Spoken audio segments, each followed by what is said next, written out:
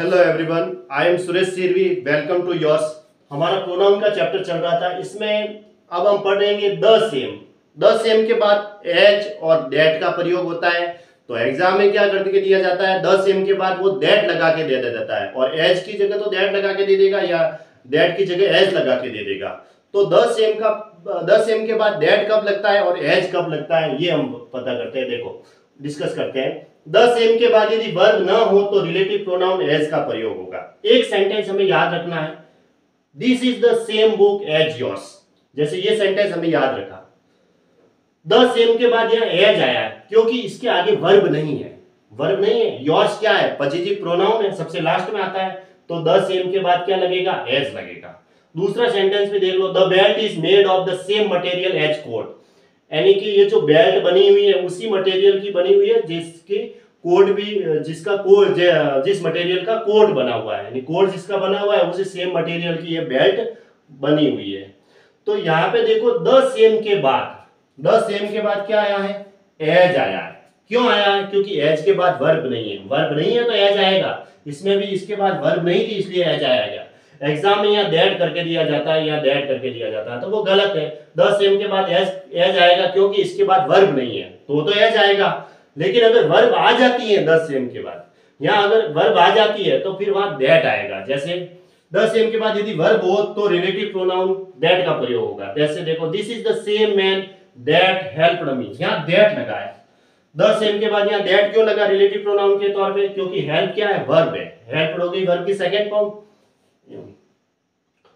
तो ये वही व्यक्ति है जिसने मेरी मदद की थी, हेल्प्ड वर्ब की सेकंड फॉर्म है। तो दैट यहाँ रिलेटिव प्रोनाउन आया, द सेम के बाद दैट आया क्योंकि यहाँ वर्ब है। वर्ब हुई है, इसकी वजह से दैट आया। एग्जाम में यहाँ एज करके दिया जाएगा जो कि गलत है।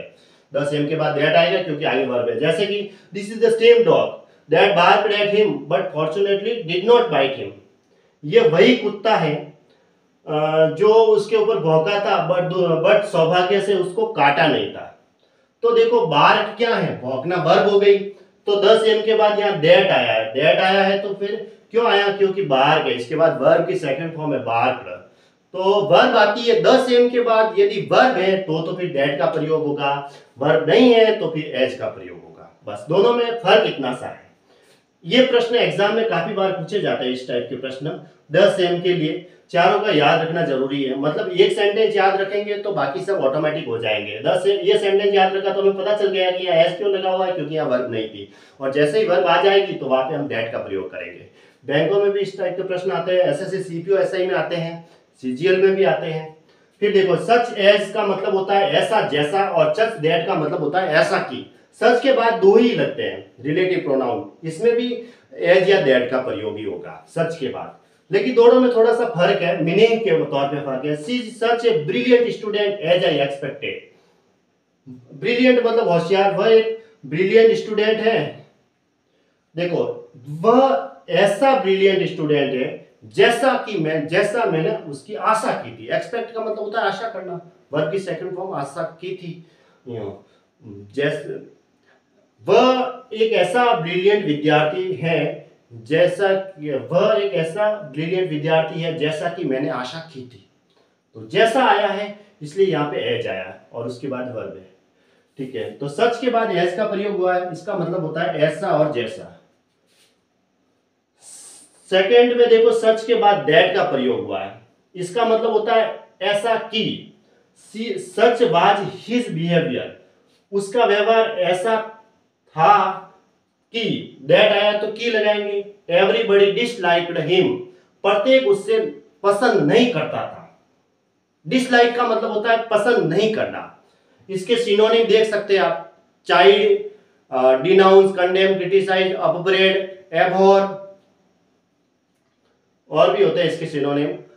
क्राई डाउन भी कह सकते हैं, स्कॉल्ड कह सकते हैं। वैसे जिसको पसंद नहीं करता है उसको फटकारा ही जाता है। तो प्रत्येक उससे पसंद नहीं करता था। तो such was his behaviour that everybody disliked him. Such के बाद यहाँ क्या लगा हुआ है, दैट लगा हुआ है। वह एक ऐसा, उसका व्यवहार ऐसा था कि प्रत्येक उससे पसंद नहीं करता था। तो सच के बाद दैट आ गया।